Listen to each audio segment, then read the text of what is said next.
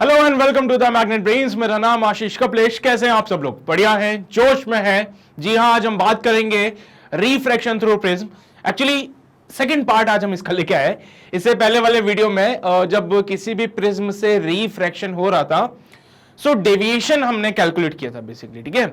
और कुछ फॉर्मुलेस जो मैंने बताए थे, जैसे आई प्लस ई माइनस का ए एक फॉर्मूला आया था, और अगर वहीं पे इसी को मैं रिलेट करना चाहता था रिफ्रैक्टिव इंडेक्स से, तो एक मिनिमम डेविएशन का फॉर्मूला आया था which is equals to mu minus का 1 इनटू ए। चलो मैं कुछ बातें बता देता हूँ, रिकॉल करवा देता हूँ, सो दैट आपको भी चीजें समझ आ जाए और बढ़िया तरीके से सब कुछ चलता रहे, है ना। सो ये हमारे पास कोई प्रिज्म था, मैंने बताया था आपको यहाँ पे कोई लाइट रे इंसिडेंट करेगी इधर ऐसे, और ये जो है यहाँ पे नॉर्मल होता था इसका, और नॉर्मल से तो आप जानते ही हो लाइट हमेशा दूर भागती है ना। दूर भागती के पास आती नहीं सर, रेयरर से डेंसर जाने के लिए, रेयरर से डेंसर जाने के लिए लाइट हमेशा नॉर्मल के पास जाती थी। तो लाइट देखो नॉर्मल की तरफ बेंड हो गई, फिर एक और नॉर्मल दूसरे सरफेस पे भी बनाना पड़ा। सो यहां पे हमने एक नॉर्मल बना दिया, और जब कोई लाइट रे डेंसर से रेयरर में जाती थी तो वो नॉर्मल से दूर भाग जाती थी। तो बेसिकली मैंने एक लाइट का पाथ यहां पे बना दिया था, ये इंसिडेंट रे कहलाता था। ये रिफ्रैक्टेड रे होती है और इसको हम कहते हैं एमर्जेंट रे, ठीक है। क्या बोलेंगे इसको हम लोग? एमर्जेंट रे। यहां पे ये होता था एंगल ऑफ इंसिडेंस आई, यहां पे एंगल ऑफ रिफ्रैक्शन R1, यहां पे सेकंड सरफेस पे एंगल जो बनता था वो R2 बनता था, और ये जो होता था this is called the angle of emergence, ठीक है। फिर ये जो प्रिज्म हमने बनाया, प्रिज्म के अंदर ये वाला एंगल जो होता था this is known as the prism angle. दो रिफ्रैक्टिंग सरफेसेस थी हमारे पास में, बहुत बढ़िया। लाइट को जब हमने देखा तो हमें पता चला कि लाइट जाना चाहती थी यहां पे। लाइट जो है, अगर मैं देखूं प्रिज्म नहीं होता तो ये इंसिडेंट रे सीधा जाना चाहती थी, लेकिन ड्यू टू द प्रिज्म ये लाइट इधर जा रही है। जरा इसको पीछे की तरफ एक्सटेंड करो तो मैंने देखा कि भाई जाना इसको यहां था, जा वो इधर रही है, तो कुछ एंगल से ये जो लाइट है वो डेविएट हो चुकी है या बेंड हो गई है। This is known as angle of deviation. इस एंगल ऑफ डेविएशन का एक फॉर्मूला आया था आपके पास में, आई प्लस ई माइनस का ए, याद है। फिर मैंने बोला था मिनिमम डेविएशन की कंडीशन लगानी है इसमें हम लोगों को। सो मिनिमम डेविएशन की क्या कंडीशन थी कि भाई आई और ई बराबर होंगे इसमें। इनफैक्ट R1 और R2 भी बराबर होते हैं यहां पे। याद आया कुछ? ए को बोला था R1 प्लस R2, पुरानी बातें हैं भाई, लास्ट लेक्चर में सारी बातें हम कर चुके थे, ठीक है। फिर यहां से मिनिमम डेविएशन का एक फॉर्मूला बन रहा था मेरे पास, it is given by 2i minus का a। बहुत ही शानदार। फिर मैंने बोला कि भाई साहब ये सब तो ठीक है, जरा मिनिमम डेविएशन का रिफ्रैक्टिव इंडेक्स के साथ कोई रिलेशन बता दो। तो मैंने बोला ठीक है भाई। सो यहां से refractive index mu is equals to क्या आया था, sine of minimum deviation plus A by 2 divided by sine of A by 2। So ये एक रिलेशन भी आ गया था मेरे पास में minimum deviation, sorry refractive index और मिनिमम डेविएशन के बीच में। याद करो इसमें एक कंडीशन हमने और दिखाई थी जिसमें बोला था इफ ए इज स्मॉल, कितना छोटा, अगर ए छोटा हो जाए, कितना छोटा है, लेस देन और इक्वल्स टू 10 डिग्री, तो उस केस में क्या फॉर्मूला बना था यहां पे देखो जरा। तो ये देखो साइन ऑफ थीटा, क्योंकि यहां पे देखो प्रिज्म एंगल अगर छोटा हो गया तो डेविएशन वाला पार्ट मिनिमम हो जाएगा। प्रिज्म एंगल छोटा गया तो ये एंगल छोटा होगा, ये एंगल छोटा होगा। And if theta is small, if theta is small, तो साइन थीटा को थीटा लिख सकते थे हम लोग। ये सारी बातें हो चुकी है। So mu can be simply written as A plus minimum deviation by 2 divided by A by 2। 2 से 2 मर जाता था, ये म्यू इधर आता था। सॉल्व करने पे मिनिमम डेविएशन का एक फॉर्मूला आया था, it is given by mu minus का 1 इंटू ए। ये मिनिमम डेविएशन का फॉर्मूला था, पर उसके लिए कंडीशन थी कि अगर ए छोटा होगा तो ही ये फॉर्मूला वैलिड है। So this formula is valid when and only when A is smaller than the 10 degree. ठीक है, अगर ए का जो वैल्यू है वो 10 डिग्री से कम होगा तो ही ये फॉर्मूला वैलिड होता, अदरवाइज नहीं हो रहा था। अदरवाइज तो फिर आपको यही रिलेशन लगाना पड़ेगा, if A is greater then 10 degree पे, ए ग्रेटर देन 10 डिग्री पे ये है, ए लेस देन और इक्वल टू 10 डिग्री पे ये फॉर्मूला ये था। लास्ट लेक्चर में सारी बातें हो गई थी। आज हम बात करेंगे डिस्पर्जन की। भाई डिस्पर्जन क्या होता है? सो भाई डिस्पर्जन जो है वो बेसिकली ये है, it is nothing but the splitting of white colour into its constituent colours. ठीक है, व्हाइट लाइट अगर आप प्रिज्म पे इंसिडेंट करवाते हो तो दूसरी तरफ से सिर्फ व्हाइट लाइट नहीं आती है बल्कि 7 कलर्स आते हैं, इसी को डिस्पर्जन कहते हैं। क्या हुआ सर, एक तरफ से जब हमने व्हाइट लाइट को इंसिडेंट कराया तो दूसरी तरफ से व्हाइट लाइट नहीं आई बाहर निकल के, बल्कि दूसरी तरफ तो 7 डिफरेंट कलर्स आए थे बाहर निकल के। तो ये क्यों हुआ, कैसे हुआ, इसके बारे में आज हम चर्चा करेंगे। ठीक है, so in today's class will talk about the dispersion, और डिस्पर्जन कैसे होता है, क्यों होता है, आओ जरा समझते हैं। It is nothing but the angular splitting of a ray of white light into a number of components and spreading in different direction. Definition तो यही हो जाएगी भाई, तुम्हें भी समझ आ रहा है क्या है एंगुलर स्प्लिटिंग। स्प्लिट मतलब समझते हो ना, टूट जाती है, बिखर जाती है। ठीक है, तो ये देखो व्हाइट लाइट आई और यहां पे आके बिखर गई 7 कलर्स में, और white light into number of components and spreading in different direction is called dispersion of light। ये जो चीज हमने डिफाइन करी है ये डेफिनेशन हो गई है, ये पूरे एक इलेक्ट्रोमैग्नेटिक वेव के लिए भी हम रिप्रेजेंट कर रहे हैं। ऑब्वियस बात है, वी नो बेटर कि जो लाइट होती है वो एक इलेक्ट्रोमैग्नेटिक वेव ही है। ये जो लाइट यहां से आ रही है वो एक इलेक्ट्रोमैग्नेटिक वेव ही तो है। तो इलेक्ट्रोमैग्नेटिक वेव के लिए आपने इसको डिफाइन किया। ये होता क्यों है भाई असल में? तो this phenomena takes place because wave of different wavelength move with same speed in vacuum but with different speed in a medium. ऐसा इसलिए होता है क्योंकि अलग अलग वेव जो होती है उनकी जो स्पीड है अलग अलग मीडियम में वो अलग अलग है। यह समझे सर? नहीं समझे? रेड कलर, वॉयलेट कलर, भाई रेड कलर की किसी मीडियम में स्पीड अलग होगी, वॉयलेट कलर की सेम मीडियम में स्पीड अलग होगी। वैक्यूम में सेम स्पीड से चलेंगे सारे कलर, वैक्यूम में तो सेम स्पीड से चलते हैं। वैक्यूम क्या होता है सर? जब वो सन से अर्थ की तरफ आती है तो सब साथ में आती है, और जब वो साथ में आती है तो ये सारी व्हाइट कलर दिखता है फिर, है ना। इन 7 कलर्स को अगर आप मिला दोगे तो आपको व्हाइट कलर मिल जाएगा। तो जब ये लाइट सन से अर्थ की तरफ आ रही थी तो वैक्यूम में ट्रेवल कर रही थी, और वैक्यूम में सातों के सातों कलर्स का जो स्पीड होता है वो सेम था, इसीलिए सन से हमारे पास व्हाइट लाइट आती है। सन से हमारे पास व्हाइट लाइट आती है, लेकिन जैसे ही आपने इस व्हाइट लाइट को इस प्रिज्म पे इंसिडेंट कराया तो प्रिज्म के अंदर, क्योंकि रिफ्रैक्टिव इंडेक्स चेंज हो गया यहां पे, अब ये वैक्यूम नहीं रहा, तो यहां पे प्रिज्म के अंदर अगर ये वैक्यूम नहीं रहा तो प्रिज्म के अंदर अलग अलग वेवलेंथ की स्पीड अलग अलग हो जाएगी। समझे? अलग अलग वेवलेंथ की स्पीड अलग हो जाएगी। रेड की स्पीड अलग होगी, वॉयलेट की स्पीड अलग होगी, ग्रीन की स्पीड अलग होगी, येलो की स्पीड अलग होगी, जिसकी वजह से देखो ये वो वाला सिनेरियो हो गया। तुम अगर समझना चाहो तो ऐसे समझ सकते हो कि सर जब हम लोग कहीं पे कहीं जब स्कूल के बच्चे तुमने देखा होगा चलते हैं तो झुंड में चलते हैं ना, तो झुंड में चलते हैं तो तुम्हें एक साथ एक ऐसा लगता होगा पता नहीं क्या ही जा रही है ना। तो ये एक साथ जब चलते हैं तो होता है, और जैसे ही तुम उन्होंने किसी पार्क वगैरह में छोड़ दो तो बिखर जाते हैं वो, आधे बच्चे इधर भाग जाएंगे, आधे बच्चे उधर भाग, समझ रहे हो ना बात को तुम लोग, है ना। नहीं सर मजा नहीं आया कुछ इसमें। देखो यार सीधी सी बात है, ये वो वाला सिनेरियो बोलते हैं ना कि भाई हम 5 मिलके एक मुट्ठी बनाएंगे, है ना। तो ये वो वाला सिनेरियो है, जब ये साथ में होते हैं तो एक पंच बनता है, और जैसे ही आप इसको प्रिज्म से पास कराते हो तो ये बिखर जाते हैं, बिखरने के बाद ये ऐसे हो जाते हैं। अब ये क्यों बिखरे? क्योंकि भाई हर एक के मन में कपट आ गया। कपट क्या है यहाँ पे? हर एक ने सोचा कि भाई प्रिज्म आ गया, प्रिज्म में तो मेरी स्पीड अलग होती है, दूसरे ने बोला प्रिज्म में मेरी स्पीड अलग होती है। तो इनके अलग अलग स्पीड होने की वजह से क्या हुआ, यहाँ पे डिस्पर्जन हो गया है। डिस्पर्जन क्या होता है भाई? It is nothing but the splitting of the white colour into its constituent colours. ये कौन कौन से कलर्स होते हैं बेटा? ये होते हैं violet, indigo blue, green, yellow, orange, red. VIBGYOR कहते हैं इसको, ठीक है। विबग्योर प्यार से इसका नाम रखा गया हम लोगों ने, VIBGYOR,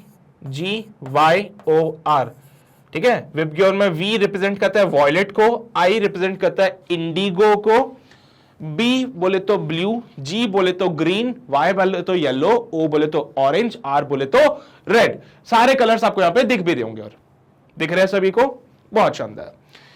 तो भाई हुआ क्या है यहां पे, तो रिफ्रैक्टिव इंडेक्स जो होता है किसी भी मीडियम का, वो डिपेंड करता है वेवलेंथ पे। बहुत ही इंपॉर्टेंट बात थी जो कॉची नाम के एक साइंटिस्ट थे जिन्होंने हमें बताया था। अभी आगे चल के मैं तुम्हें कॉचीज फॉर्मूला भी बताऊंगा, ऑल्दो तुम्हारे सिलेबस का नहीं है वो, बट जस्ट ज्ञान के लिए हमें पता चलना चाहिए। सो जो किसी भी मीडियम का, किसी भी मीडियम, यहां पे प्रिज्म क्या है, एक प्रिज्म इज अ मीडियम। तो भाई बोला गया किसी भी मीडियम का जो रिफ्रैक्टिव इंडेक्स होता है वो वेवलेंथ पे डिपेंड करता है। क्या आप बात कर रहे हो सर, ये कब से होने लगा? ये होता है भाई। This variation of refractive index with wavelength is given bye Cauchy's formula. Cauchy's जैसे मैंने बोला था एक साइंटिस्ट थे जिन्होंने एक फॉर्मूला दिया था, उन्होंने बोला कि भाई जो रिफ्रैक्टिव इंडेक्स होता है वो वेवलेंथ के इनवर्सली प्रोपोर्शनल है, यानी जिसका वेवलेंथ ज्यादा उसके लिए रिफ्रैक्टिव इंडेक्स कम, जिसका वेवलेंथ ज्यादा उसके लिए रिफ्रैक्टिव इंडेक्स कम, जिसके लिए वेवलेंथ कम उसका रिफ्रैक्टिव इंडेक्स ज्यादा। चलो भाई एक काम करो, पहले इस पार्ट को नोट कर लो, फिर मैं तुम्हें कॉचीज फॉर्मूला भी दिखाता हूं, वहां से फील आ जाएगा तुम्हें फिर ऑटोमेटिकली। हो गया? ओके चलो भाई, तो कॉची अंकल के फॉर्मूले पे आते हैं। कॉची फॉर्मूला जो हमें दिया था, उन्होंने बोला जो वेवलेंथ है, या सॉरी जो रिफ्रैक्टिव इंडेक्स है, it is a function of a wavelength. Refractive index जो है वो वेवलेंथ का फंक्शन है, यानी कि रिफ्रैक्टिव इंडेक्स जो है वेवलेंथ पे डिपेंड करती है। और ये वाला फॉर्मूला उन्होंने हमें दिया था। कहां से आया, क्यों आया, हमें इसमें नहीं इंटरेस्ट कोई भी, इनफैक्ट हमारी किताबों में दिखेगा भी नहीं। तुम थोड़ा कंपटीशन लेवल पे जाते हो तो वहां पे आता है ये फॉर्मूला कभी कभार। तो बस हम तो समझना चाहते हैं कि यहां से जो भी रिफ्रैक्टिव इंडेक्स है it is given by a plus B by lambda square. मतलब मैं सीधा बोल दूं तो रिफ्रैक्टिव इंडेक्स जो है लैम्डा के इनवर्सली प्रोपोर्शनल है। हाँ लैम्डा स्क्वायर है, बट कोई बात नहीं, तुम तो ये भावना समझो कि अगर वेवलेंथ ज्यादा हो जाए तो रिफ्रैक्टिव इंडेक्स कम होगा, अगर वेवलेंथ कम हो जाए तो रिफ्रैक्टिव इंडेक्स ज्यादा हो जाएगा। बस इतनी सी बात हमें समझनी है, ठीक है? ठीक है सर, पर इससे उसका क्या लेना देना, मतलब जो डिस्पर्जन हुआ इसका उससे क्या लेना देना? अरे बिल्कुल लेना देना है भाई। देखो यार, तुम जानते हो रेड कलर का जो वेवलेंथ होता है वो ज्यादा होता है as compare to the violet colour, right? हाँ सर, तो रेड कलर के लिए जो रिफ्रैक्टिव इंडेक्स होगा, रेड कलर के लिए जो रिफ्रैक्टिव इंडेक्स होगा वो कम हो जाएगा as compare to the refractive index for the violet colour. सही बात है ना भाई? एक वो जो प्रिज्म था हमारा जिसका रिफ्रैक्टिव इंडेक्स n बोला था आपने, ये हमारा वो प्रिज्म है जिसका रिफ्रैक्टिव इंडेक्स n बोला था। लेकिन देखो जरा, ये जो रिफ्रैक्टिव इंडेक्स है प्रिज्म का वो अलग अलग कलर्स के लिए अपनी वैल्यू चेंज कर रहा है, क्योंकि कॉची अंकल ने क्या बोला? कॉची अंकल ने बोला कि जो रिफ्रैक्टिव इंडेक्स है वो वेवलेंथ के इनवर्सली प्रोपोर्शनल है। मतलब कि जिसका वेवलेंथ ज्यादा उसके लिए रिफ्रैक्टिव इंडेक्स की वैल्यू कम होगी, उसका रिफ्रैक्टिव इंडेक्स कम नहीं, जिसका वेवलेंथ ज्यादा उसके लिए रिफ्रैक्टिव इंडेक्स की वैल्यू कम। और भाई जिसके लिए रिफ्रैक्टिव इंडेक्स की वैल्यू कम उसका डेविएशन भी तो मिनिमम होगा। नहीं समझे ना? क्यों सर? अरे यार तुम्हें तो पता है ना, डेविएशन जो था वो म्यू माइनस का 1 इंटू ए करके बोले थे। तो जिसके लिए रिफ्रैक्टिव इंडेक्स कम होगा उसके लिए डेफिनेटली बात है डेविएशन भी कम होगा। इसी वजह से जब भी डिस्पर्जन होता है किसी भी प्रिज्म से तो सबसे ऊपर जो कलर आता है वो होता है रेड कलर, सबसे ऊपर आता है रेड कलर। और इनफैक्ट सबसे जो नीचे कलर आता है वो होता है वॉयलेट कलर, क्योंकि वॉयलेट कलर का जो डेविएशन होगा वो सबसे ज्यादा होगा। देखो रेड का डेविएशन ये और वॉयलेट का डेविएशन ये। So deviation of the red colour, deviation of the violet colour देखने से भी तुम्हें दिखता है और फॉर्मूले से भी तुम्हें पता चलता है। समझ गए ना बात को? अब क्यों हुआ डिस्पर्जन? क्योंकि रेड कलर के लिए डेविएशन जो था वो कम था, वॉयलेट कलर के लिए डेविएशन ज्यादा था। तो सर पहले तो एक साथ चल रहे थे, लेकिन प्रिज्म में जाने से क्या हुआ, रेड कलर का डेविएशन कम हुआ, वॉयलेट कलर का डेविएशन ज्यादा हुआ। तो जो वॉयलेट कलर है वो ज्यादा बेंड हो गई, रेड कलर कम बेंड हुआ, जिसकी वजह से दोनों बिखर गए, अलग अलग हो गई। ऐसे तो होता है, तुम दोस्त हो, आपस में चल रहे हो हाथ पकड़ के एक साथ में ला ला ला ला करते हुए, लेकिन सडनली क्या हो जाए, एक दोस्त भागना शुरू कर दे तो क्या होगा, हाथ छूट जाएगा, हाथ छूट जाएगा, दो दोस्त अलग हो जाएंगे। तो यहां पे भी तो वही कहानी हो रही है, ये पहले साथ आ रहे थे, प्रिज्म में जाते ही रेड कलर का डिवीजन हो गया कम, वॉयलेट का हो गया ज्यादा। उस रेड वाले ने बोला भैया अब हम साथ नहीं रह सकते, अब हमें अलग होना पड़ेगा। तो फिर ये दोनों यहां से देखो बिछड़ गए और अलग अलग कलर दिखाने लग गए। यही तो है डिस्पर्जन, यही तो है डिस्पर्जन। स्पीड से भी रिलेट कर लो, कोई दिक्कत नहीं है। क्या बोलोगे भाई कि सर रेड कलर के लिए रिफ्रैक्टिव इंडेक्स की वैल्यू कम होती है, mu is equals to C by V लिखते हो आप लोग, यानी कि जिसका रिफ्रैक्टिव इंडेक्स ज्यादा उसका उस मीडियम में स्पीड कम होती है, जिसका रिफ्रैक्टिव इंडेक्स ज्यादा उस मीडियम में स्पीड कम है। रेड कलर के लिए रिफ्रैक्टिव इंडेक्स ज्यादा है, यानी कि रेड कलर के लिए जो स्पीड होगी वो कम हो जाएगी, है ना। ओके, इनवर्सली है ना, रेड कलर के लिए स्पीड ज्यादा हो जाएगी, वॉयलेट कलर के लिए स्पीड कम हो जाएगी। सीधी सी बातें हैं, कोई ऐसा रॉकेट साइंस तो है ही नहीं यहां पे। समझ रहे हैं आप लोग, समझ रहे हैं डिस्पर्जन की कहानी, क्यों हुआ डिस्पर्जन। चलो भाई, तो इसको नोट कर लीजिए सभी लोग फटाफट से, फिर हम आगे बढ़ते हैं और बातें देखते हैं डिस्पर्जन से रिलेटेड क्या है। कर लिया नोट सभी ने, पक्का, बढ़े आगे। अच्छा जी, चलो भाई, बहुत बढ़िया, आगे बढ़े हम लोग। आगे बढ़ के हमने देखा यहां पे, तो देख लो भाई, तुम भी मुझे पे तो भरोसा नहीं होगा, पर यहां पे तो भरोसा हो रहा है। रेड कलर, वॉयलेट कलर और बीच में कहीं पे येलो कलर भी आ रहा होगा। आगे चल के पता चलेगा कि जो येलो कलर है ना, ये हमारा मीन कलर होता है। मीन मतलब समझते हो ना तुम लोग, एवरेज वाला जो होता है। हाँ सर, ये हमारा मीन कलर है। मतलब आपको कुछ भी फाइंड आउट करना है तो आप येलो के लिए फाइंड कर लो, तो पूरे स्पेक्ट्रम के लिए ये चीज समझ आ जाती है। होता है ना भाई, जैसे वो क्लास में कोई एक बच्चा होता है जो पढ़ाई में बहुत अच्छा होता है ना, फिर उसको टॉपर बना देते हैं, मॉनिटर बना देते हैं और बोलते हैं पूरी क्लास वही संभालेगा। सो वैसे ही येलो कलर भी खासियत है कि वो बीच में है और मीन है बेसिकली, एक तरह से दोनों कलर्स का मीन देखोगे तो येलो मिल जाएगा। कलर मिला के मत देखना यार तुम लोग, है ना, प्लीज यार, कलर मत मिलाना, बस उनके डेविएशन के फॉर्म में बोल रहा हूं मैं, ठीक है। तो जिस सिर्फ उनके डेविएशन के टर्म्स में बात करते हैं, येलो कलर हो जाता है मीन कलर। तो ये बेसिकली वो मॉनिटर वाला बच्चा हो गया है जो पूरे क्लास को रिप्रेजेंट करता है, ठीक है। तो आपको कभी कुछ फाइंड आउट करना हो किसी भी स्पेक्ट्रम के लिए, येलो कलर के लिए फाइंड करो तो काम आसान हो जाएगा हमारा। चलो भाई, ये बातें हैं, नोट करना चाहो तो कर सकते हो, तुम्हारी इच्छा श्रद्धा है, तुम्हारी मर्जी है। डायग्राम यही बनेगा, डिस्पर्जन जब भी बनाओगे, जब भी डिस्पर्जन बनाओगे तो ये डायग्राम जरूर बनाना। This is dispersion of light.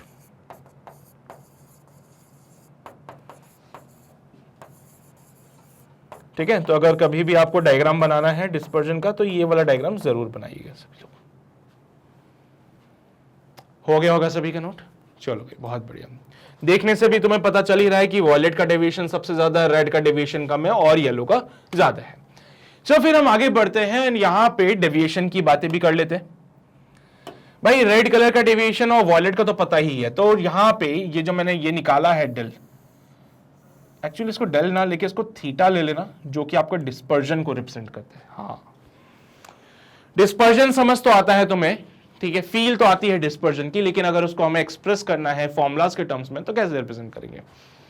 सो बोला गया कि भाई तुम एक काम करो, तुम एक काम कर लो, डिस्पर्जन रिप्रेजेंट करना है ना, so del V minus del R करो, ठीक है। इसको या तो तुम थीटा से रिप्रेजेंट कर लो तो भी समझ आता है, डिस्पर्जन को रिप्रेजेंट करता है ये। Del V can be written as mu minus one, mu V minus one into A, del R can be written as mu R minus one into A. ये आ गया फॉर्मूला। नहीं आया होगा समझ तो मैं बता देता हूं।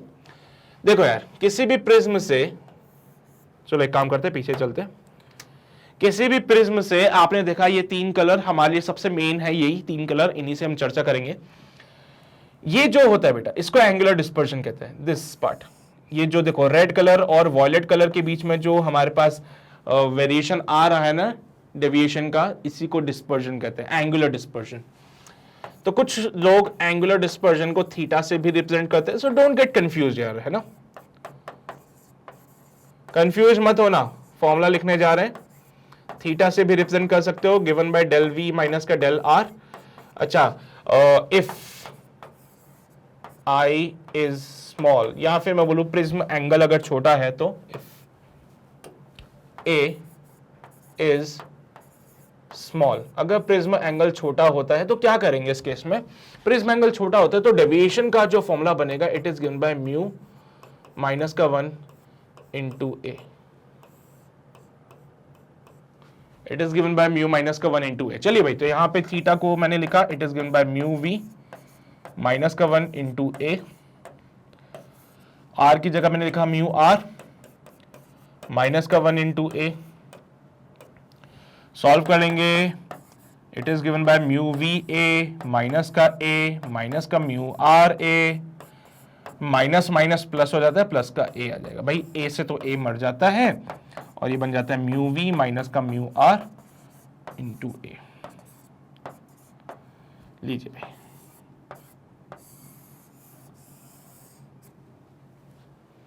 येलो कलर के लिए जो डेविएशन आएगा, येलो कलर का डेविएशन भी यही रिप्रेजेंट करेगा, म्यू वाई माइनस का 1 इंटू ए।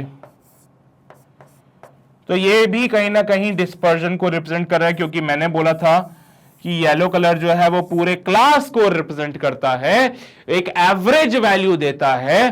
तो इनका एवरेज आप देखोगे तो येलो कलर भी आ सकता है वैसे तो, ठीक है। तो इसका एवरेज निकालोगे तो येलो कलर को भी वो, येलो कलर से भी आप इसको क्या कर सकते हो, रिप्रेजेंट कर सकते हो। तो यहां पे ये बात तो समझ आ गई होगी एंगुलर डिस्पर्शन की कहानी। येलो कलर के लिए डेविएशन भी मैंने तुम्हें बता दिया क्या होता है। येलो कलर क्योंकि पूरे क्लास को रिप्रेजेंट कर सकता है, मॉनिटर है क्लास का वो, तो आप येलो कलर के लिए भी लिखोगे तो काम बन जाएगा। तो इसको नोट करना चाहते हो तो कर लो, इसका फॉर्मूला आगे लिखा हुआ है, बस मैंने तुम्हें प्रूफ दिया है कि आया कहां से ये। किया नोट सभी ने? बहुत ही शानदार। फिर हम आगे बढ़े, यहां पे देखा तो ये सारी बातें लिखी, del V minus del R solve किया, ठीक है। पहला पार्ट हो गया ये वाला कंप्लीट। फिर यहां पे देखो येलो कलर के लिए भी मैंने डिफाइन कर दिया है इसको, ठीक है। एन वी, एन आर और एन वाई क्या है? रिफ्रैक्टिव इंडेक्स है किसी भी प्रिज्म का, refractive index for violet colour, for red colour, for yellow colour. क्या है ये एन वी, एन आर और एन वाई?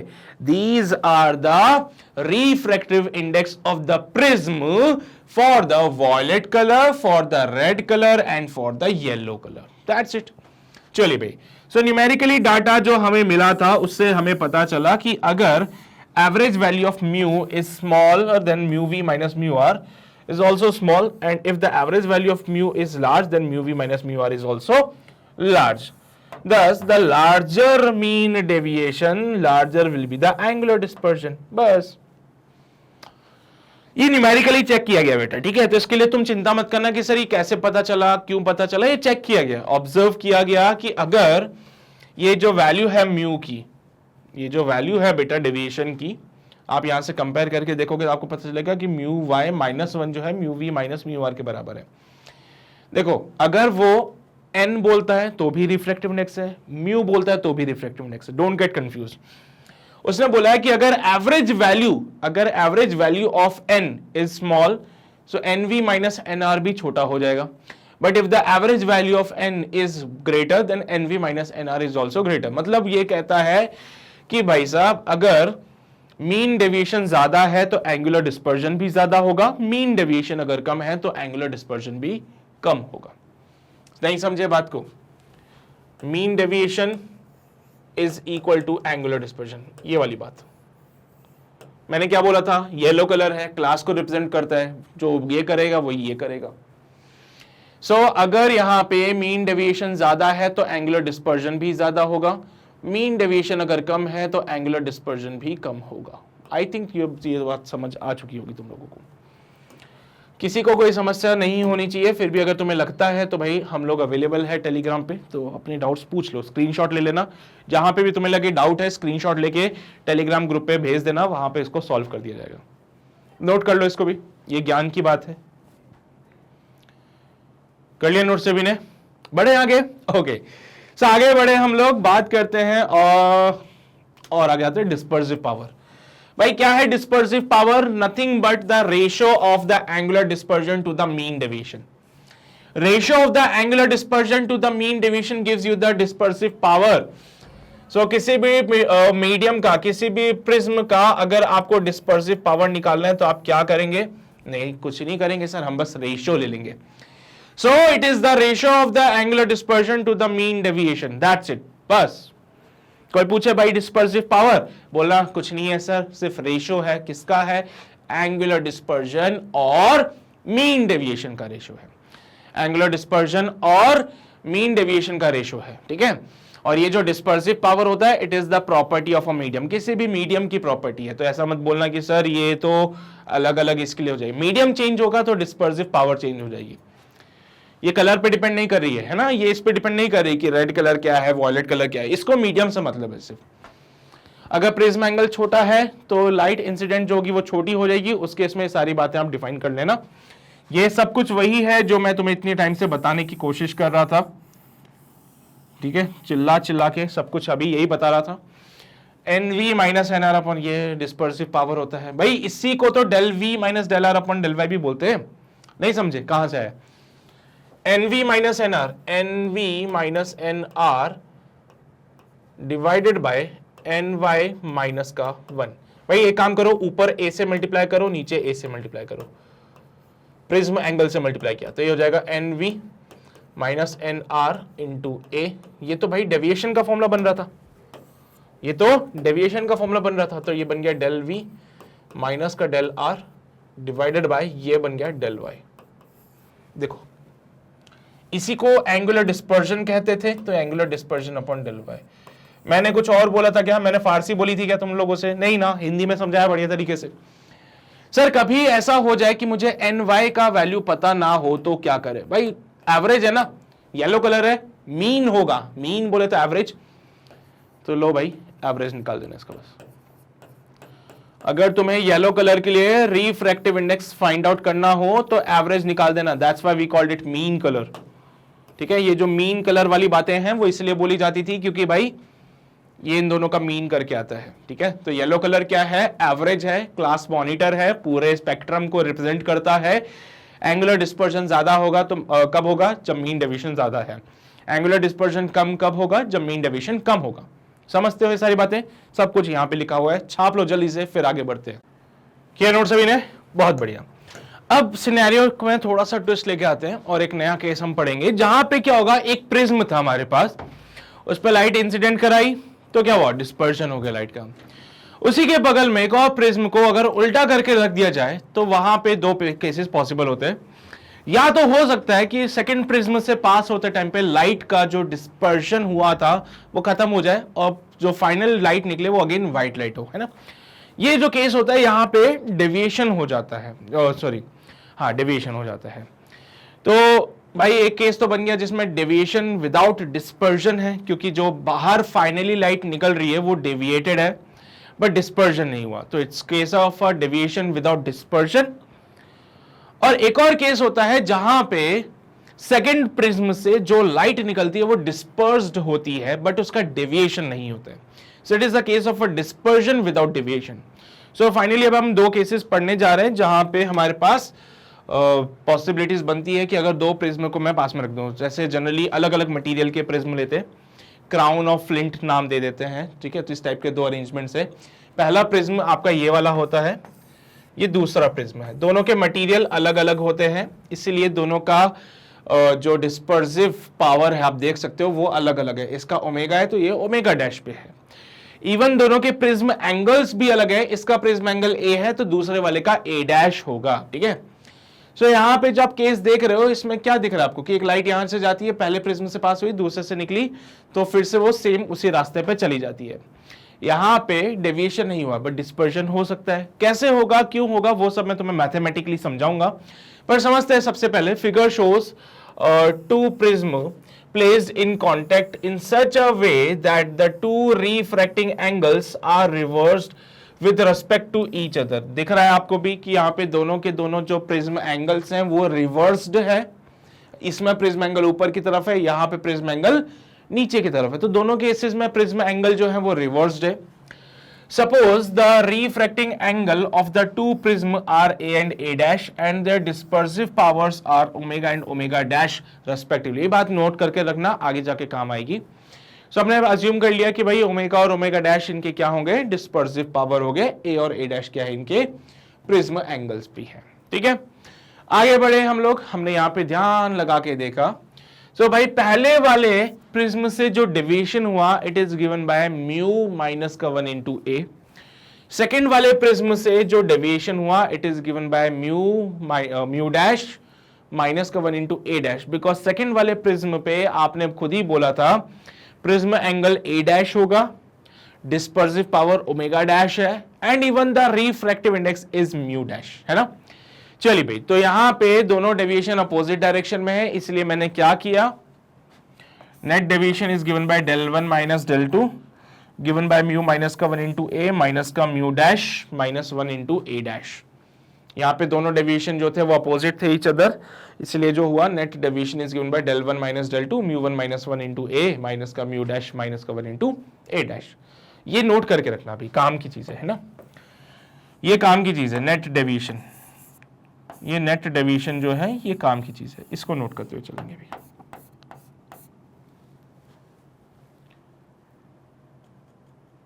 किया नोट सभी ने, बहुत बढ़िया। फिर हम आगे बढ़े, आगे बढ़ के हमने देखा यहां पे, तो भाई दोनों के लिए हमने कलर्स के लिए भी नेट डेविएशन निकाला, क्योंकि हम जानते हैं वॉयलेट कलर के लिए डेविएशन अलग होता है, रेड कलर के लिए डेविएशन अलग होता है। सो मैंने क्या किया, मैंने यही चीज वॉयलेट कलर के लिए भी फाइंड की और यही चीज मैंने फिर फाइनली रेड कलर के लिए भी फाइंड आउट की।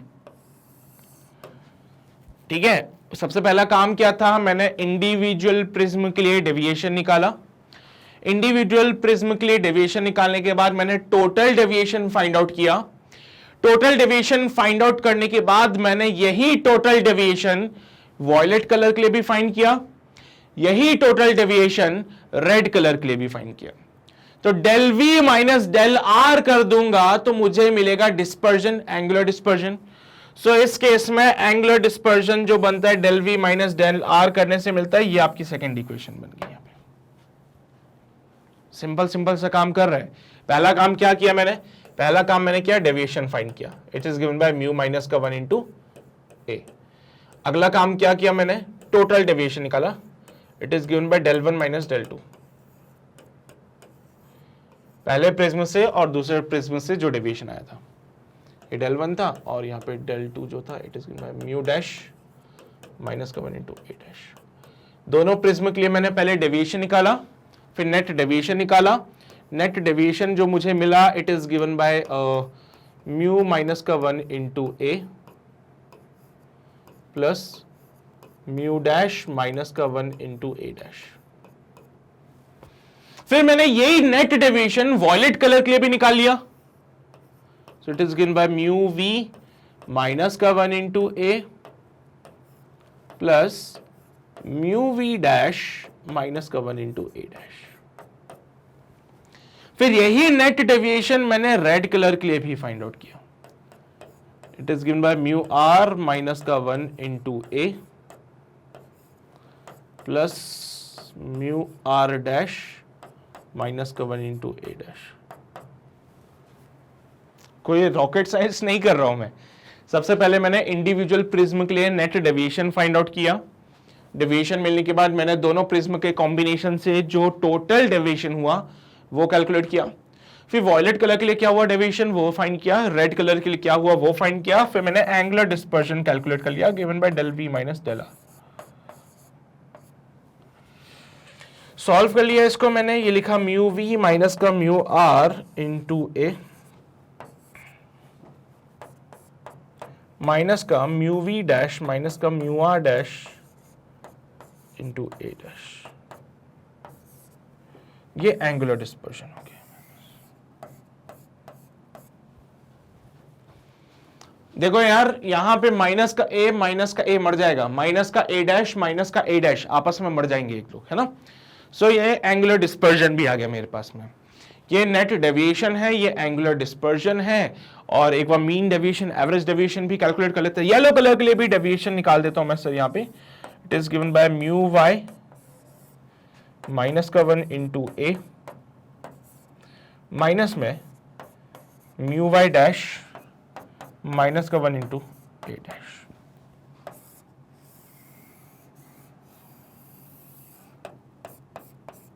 ये येलो कलर के लिए भी डेविएशन हमने निकाल दिया। सो एवरेज डेविएशन पता है, नेट डिस्पर्जन भी पता है। ये एवरेज डेविएशन, वो डिस्पर्जन, एवरेज डेविएशन डिस्पर्जन, पहले नोट करो इसको, आगे फिर इन पे केसेस डिफाइन करेंगे हम लोग, ठीक है। पहले इतना तो नोट कर लो, फिर इसके बाद इससे रिलेटेड कुछ केसेस है उनको सॉल्व करेंगे। पहले इतना नोट कर लो, जल्दी लो सभी लोग, किया नोट सभी ने? चलो भाई, अब यहां पे कुछ केसेस डिफाइन कर देते हैं हम लोग, जैसा कि डिस्पर्सिव पावर को अभी मैं सोच रहा था कि बाद में लिखूं, बट चलो कोई बात नहीं, डिफाइन कर देते हैं। ये तो येलो कलर के लिए हमारा एवरेज डेविएशन हो गया। थीटा कितना निकला था? थीटा निकला था म्यू वी माइनस का mu R into A minus का म्यू वी डैश माइनस का mu R dash into A dash, ठीक है। Omega can be written as mu V minus का mu R divided by mu Y minus का 1।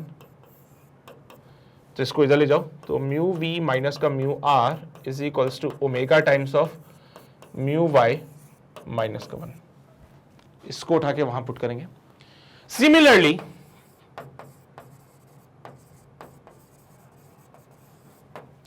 Omega dash can be written as mu V dash minus mu R dash divided by mu Y dash minus का 1। पहले तो हमने prism number 1 के लिए solve किया, फिर हमने सेकंड प्रिज्म के लिए इसको सॉल्व करा। सो यहां से म्यू वी डैश माइनस का म्यू आर डैश जो हो रहा है, it is given by mu Y dash minus का 1 into omega dash.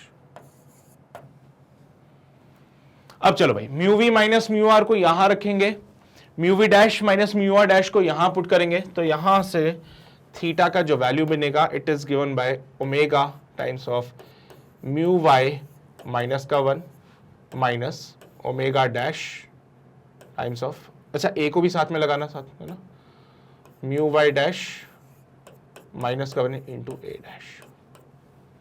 Theta comes out be mu Y minus का 1 ओमेगा ए माइनस का म्यू वाई डैश माइनस का 1 omega dash A dash. ये dispersion आ गया, और हमारा जो मीन डेविएशन था वो था म्यू वाई माइनस का 1 इंटू ए माइनस का म्यू वाई डैश माइनस का 1 इंटू ए डैश।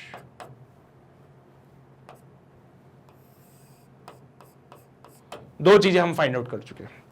देखो भाई, हमारे पास जो डिस्पर्जन आया था वो तो नॉर्मल ही था, उसमें कोई दिक्कत वाली बात नहीं, अच्छा किया था, मैं मना नहीं करता हूं गलत है ये वाला, बिल्कुल सही है। लेकिन पता है क्या है, हमारे पास मीन डेविएशन भी येलो कलर के टर्म्स में था, तो हमने सोचा कि क्यों ना डिस्पर्जन को भी येलो कलर के टर्म्स में ही लिख लिया जाए, कर सकते थे ना।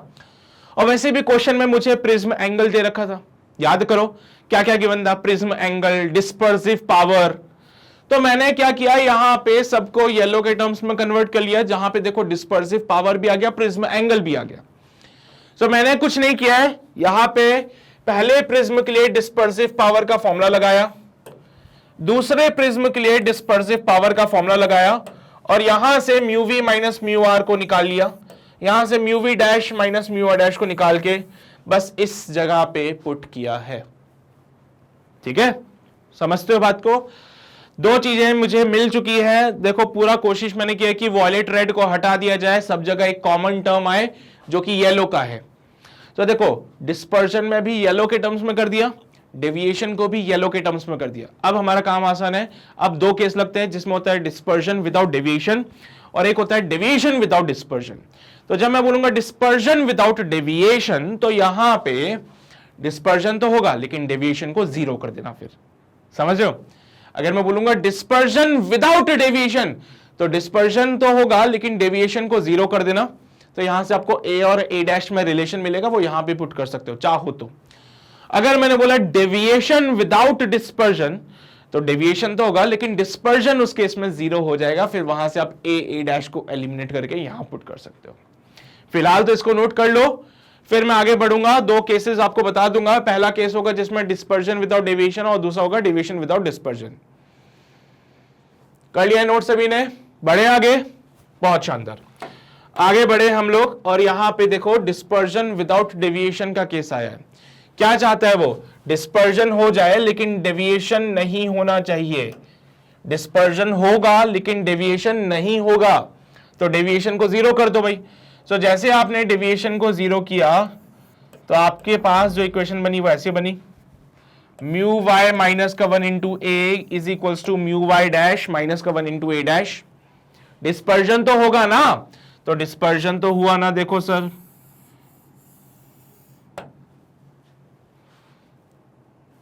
ये आया टोटल डिस्पर्जन, ठीक है। तो टोटल डिस्पर्जन जो आ रहा है वो ये आ रहा है। सर आपने तो कुछ और लिखा था यहाँ पे, आपने जो लिखा था वो था म्यू वाई माइनस का 1 इंटू ओमेगा ए माइनस का म्यू वाई डैश माइनस का 1 into omega dash A dash. चलो भाई सर आपने तो ये लिखा था, यहां से ये कैसे आ गया, आओ जरा बता देते हैं। तुमसे क्या बोला गया कि डेविएशन जीरो, डेविएशन जीरो करने से म्यू वाई माइनस का 1 इंटू ए बराबर हो गया म्यू वाई डैश माइनस का 1 इंटू ए डैश। दोनों बराबर है तो यहां पे भी मैं दोनों को बराबर कर देता हूं। सो थीटा बन जाएगा म्यू वाई माइनस का 1 इंटू ओमेगा ए, और ये हो जाएगा माइनस का म्यू वाई डैश की जगह मैं फिर से म्यू वाई माइनस का 1 ए डैश की जगह ए, और यहां पे ओमेगा डैश रह गया। कॉमन ले लेंगे सब कुछ, तो यह बन जाएगा म्यू वाई माइनस का 1 इंटू ओमेगा, ओ सॉरी माइनस का 1 इंटू ए,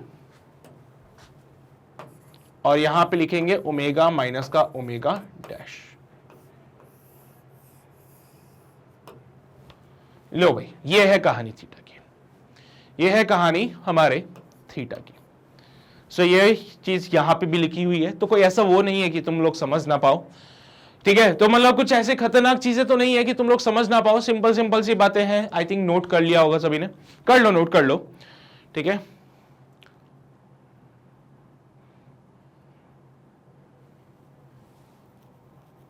तो इस केस में क्या हुआ बेटा, इस केस में डिस्पर्शन हुआ है सर, इस केस में डिस्पर्शन हुआ है लेकिन डेविएशन नहीं हुआ। और जो डिस्पर्जन हुआ उसका फॉर्मूला क्या बना, ये बना ओमेगा, ओमेगा डैश क्या है, डिस्पर्सिव पावर है दोनों प्रिज्म की। म्यू वाई क्या है, it is the refractive index for the mean colour जो कि येलो है, और ए क्या है, प्रिज्म एंगल है। चलिए भाई आई थिंक ये वाला पार्ट सभी को क्लियर हो गया है, नोट भी कर लिया होगा।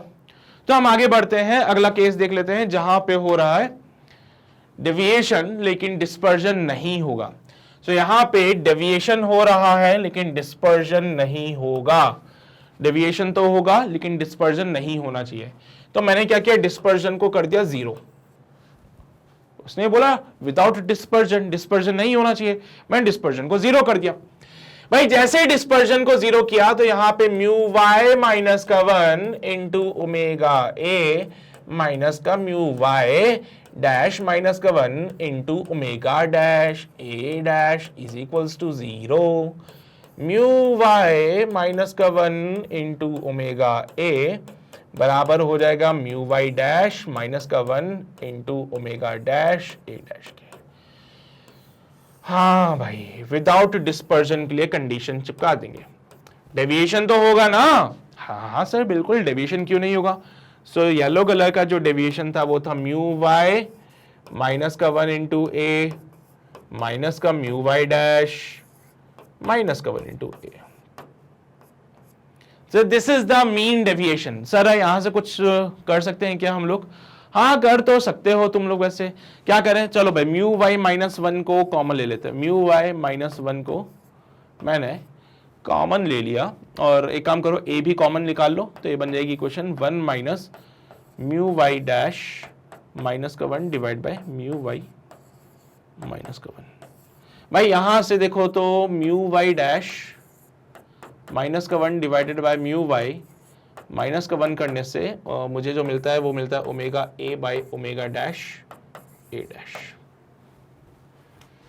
तो मैं भी वही करूंगा यहां पे, मैं भी वही करने वाला हूं यहां पे। ये देखो इसकी जगह यहां से मुझे ये सारी बातें मिल रही है और इसको यहां पुट कर देता हूं।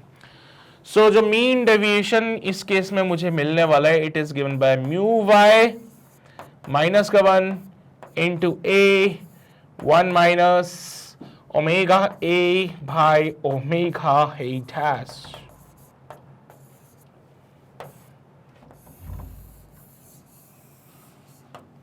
सो इस केस में क्या हो रहा है बेटा, इस केस में डिस्पर्जन नहीं हुआ, मैंने डिस्पर्जन को 0 कर दिया, देख लो भाई, भरोसा नहीं है तो, लेकिन डेविएशन तो हुआ, तो डेविएशन कितना हुआ, इतना डेविएशन होगा।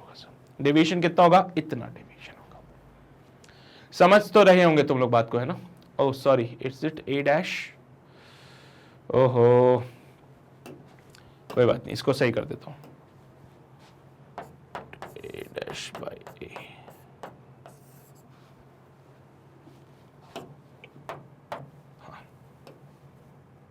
लो भाई, अब सही, यहां पे a था, यहां पे a डैश था, मैंने a को कॉमन ले लिया तो ये a डैश बाय a हो गया। भाई म्यू y डैश -1 अपन mu -1 omega a by a dash, तो a से a मर जाएगा, a डैश से a डैश मर जाएगा, अकेला ये रहेगा। So this is the final answer, mean deviation या फिर एवरेज डेविएशन विदाउट डिस्पर्जन का केस। छाप लो इसको जल्दी से, फिर आगे बढ़ते हम लोग। नोट कर लेंगे सभी लोग, किया नोट सभी ने, बहुत ही शानदार। सो भाई ये था कहानी रिफ्रैक्शन थ्रू प्रिज्म की, ठीक है, ये थी ओवरऑल कहानी रिफ्रैक्शन थ्रू प्रिज्म की। अब कुछ नेचुरल फिनोमिनाज हैं जो कि होते हैं, रिफ्रैक्शन ही हो रहा है असल में वहां पे भी, उन नेचुरल फिनोमिनाज के बारे में जरा बात कर लेते हैं। ये सारी बातें तो तुमने कर ही ली। सो कुछ नेचुरल फिनोमिनाज जो कि होते हैं ड्यू टू द रिफ्रैक्शन, तो इनमें सबसे पहला जो फिनोमिना है वो है रेनबो फॉर्मेशन।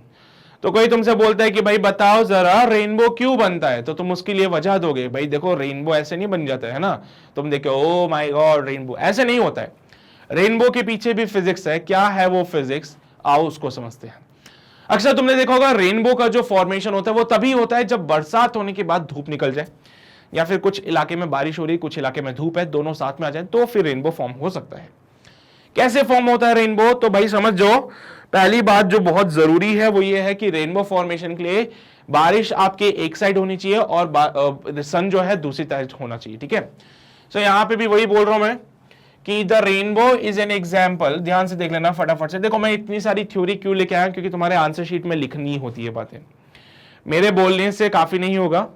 यहां पे जो भी बातें लिखी हुई है वो सारी अगर अपने आंसर शीट में जाके छाप दोगे तो अच्छे नंबर मिल जाएंगे।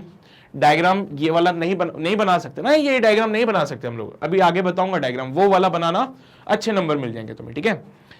तुम सोचते होंगे ना कि सर इतनी सारी थ्योरी आप दिखा देते हो, क्या ही करेंगे हम इस थ्योरी का, तो भाई इस थ्योरी का करना कुछ नहीं है, बस ये थ्योरी उठा के तुम्हें अपने आंसर शीट में छाप देनी है जिससे कि तुम्हें बढ़िया नंबर मिल जाए, ठीक है। चाहो तो मैं पूरा ये रेनबो फॉर्मेशन तुम्हें एक बारी में समझा दूं, ये थ्योरी लिखवाने की जरूरत नहीं है, बट फिर वो क्या होगा ना, मैं बोलूंगा तुम लोग लिखोगे, तो उससे बेटर है सीधा सामने के सामने है, तुम देखो नोट करो और बढ़िया तुम्हारा भी काम हो जाएगा, है ना। चलिए भाई, the rainbow is an example of the dispersion of sunlight by the water drop in the atmosphere. हाँ सर, बहुत अच्छी बात है। एटमॉस्फेयर में जो पानी की बूंदे हैं ना, वो एक प्रिज्म की तरह काम कर रही है, और जब भी कोई सनलाइट उन वाटर ड्रॉप से पास होती है उनका डिस्पर्जन हो जाता है, और उसी डिस्पर्जन की वजह से हमें रेनबो दिखता है। रेनबो में भी आप देखोगे वही कलर्स मिलेंगे, violet, indigo, blue, green, yellow, orange, red, है ना। तो रेनबो में भी वही 7 कलर्स मिल रहे हैं जो प्रिज्म से डिस्पर्जन के टाइम पे मिले थे। तो मतलब की बात क्लियर है, यहां पे भी डिस्पर्जन हो रहा है, लेकिन डिस्पर्जन किसकी वजह से हुआ, डिस्पर्जन हुआ है वाटर ड्रॉप की वजह से। This is a phenomena due to the combined effect of dispersion, refraction and reflection of sunlight by spherical water droplets of rain. Most important point, क्या रेनबो फॉर्मेशन के लिए अकेला डिस्पर्जन ही काफी है? बिल्कुल भी नहीं।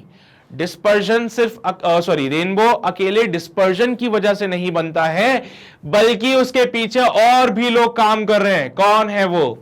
सर रिफ्रैक्शन होता है, क्योंकि ऑब्वियस सी बात है, ये वाटर का ड्रॉप है, ये लाइट आ रही है, और अब जैसे ही इसमें एंटर करेगी तो क्या वो रेयरर से डेंसर मीडियम में गई? हाँ सर, ये वाटर ड्रॉप, ये लाइट रे आ रही है ना, तो रेयरर से डेंसर में जा रही है, सबसे पहला होगा रिफ्रैक्शन, ठीक है। तो ऐसा कुछ कहानी बनती है यहां पे, ये वाटर ड्रॉप है, कोई भी सनलाइट आती है तो रेयरर से डेंसर में जाती है, ये ऐसे बेंड हो जाएगी यहां पे, फिर यहां पे इसका TIR होता है, देख रहे हो तुम लोग? हाँ, तो सबसे पहले होता है रिफ्रैक्शन, सबसे पहला क्या होगा? रिफ्रैक्शन होगा, उसके बाद TIR होता है, और फिर जाके कहीं पे यहां पे अलग अलग कलर्स की लाइट निकलती है जो रेनबो फॉर्म करती है। अभी चलेंगे आगे, पढ़ेंगे बहुत सारी बातें, है ना।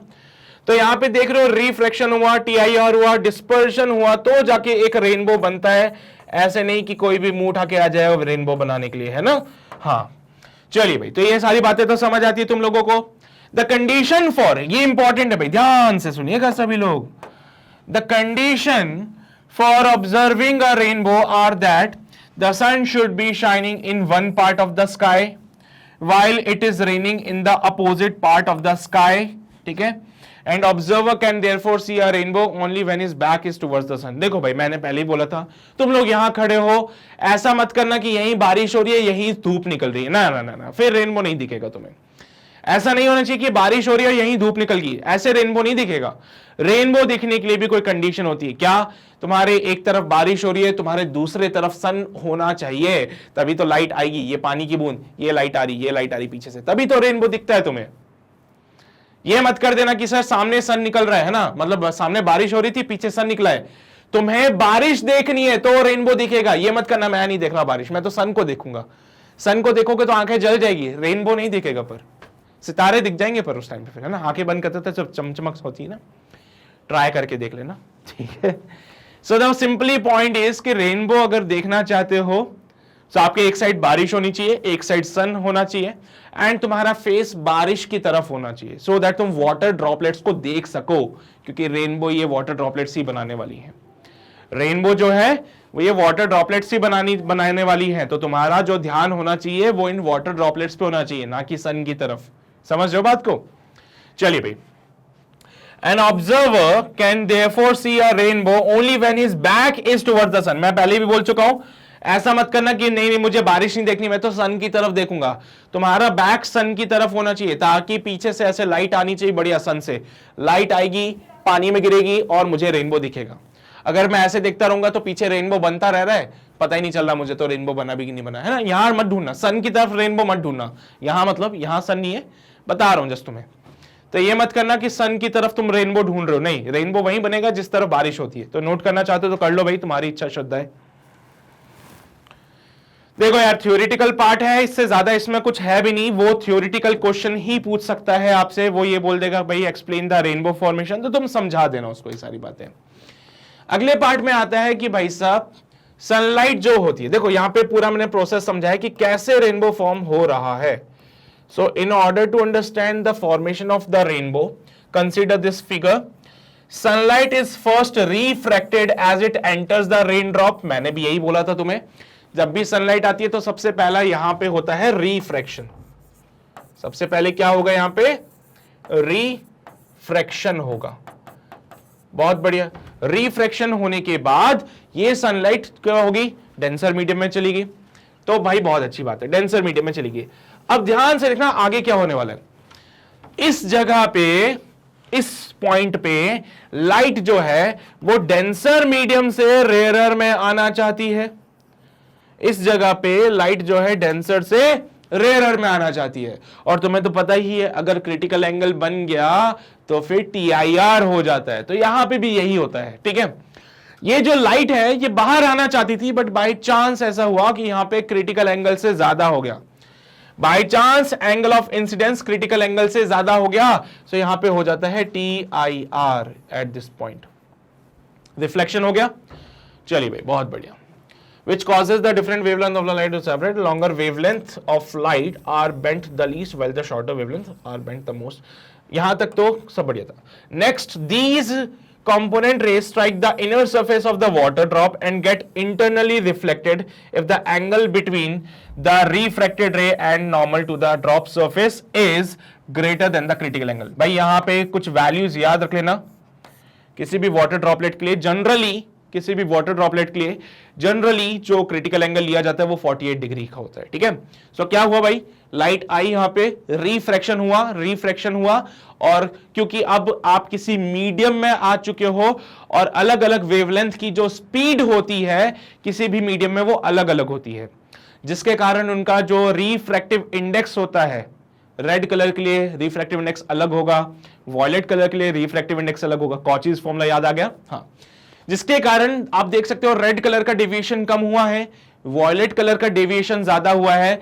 अब यहां पे जो पहले एक व्हाइट लाइट थी अब वो दो कलर की लाइट में डिवाइड हो चुकी है। ये दो कलर की लाइट जब इस सरफेस पे गिरती है तो कभी ऐसा हो गया कि angle of incidence critical angle से ज्यादा है तो वो इंटरनली रिफ्लेक्ट हो जाएगी और वो इधर की तरफ आ जाएंगी। ठीक है, यहां तक तो सारी वही बातें बोली है। क्रिटिकल एंगल डिफाइन कर दिया 48 डिग्री, बाकी ये अभी एंगल ऑफ डेविएशन मैं बाद में बताऊंगा, पहले इतना नोट करो, पहले इतना नोट करो, डायग्राम ये वाला जरूर बनना चाहिए क्योंकि ये बहुत इंपॉर्टेंट है। चलो भाई, आगे बढ़ते हैं। क्या हुआ फिर उसके बाद, TIR होने के बाद, यहां देखो ध्यान से, TIR होने के बाद ये वायलेट लाइट आई, ये रेड लाइट आई। अब आप देख सकते हो कि जो वायलेट लाइट का इंसिडेंट लाइट के साथ एंगल था वो 40 डिग्री का है और रेड लाइट का जो था वो इंसिडेंट के साथ 42 डिग्री का था। ठीक है, तो ये सारी बातें हम मेंशन कर देता हूं। The reflected light is refracted again, यहां पे देखो फिर से रिफ्रैक्शन हुआ है, यहां पे देखोगे तो फिर से रिफ्रैक्शन हुआ है when it come out of the drop. Obviously बात है, हो गई सर, जब एक मीडियम से दूसरे मीडियम में आते तो रिफ्रैक्शन ही होता है। It is found that the violet light emerges at an angle of 40 degree related to the incoming sunlight.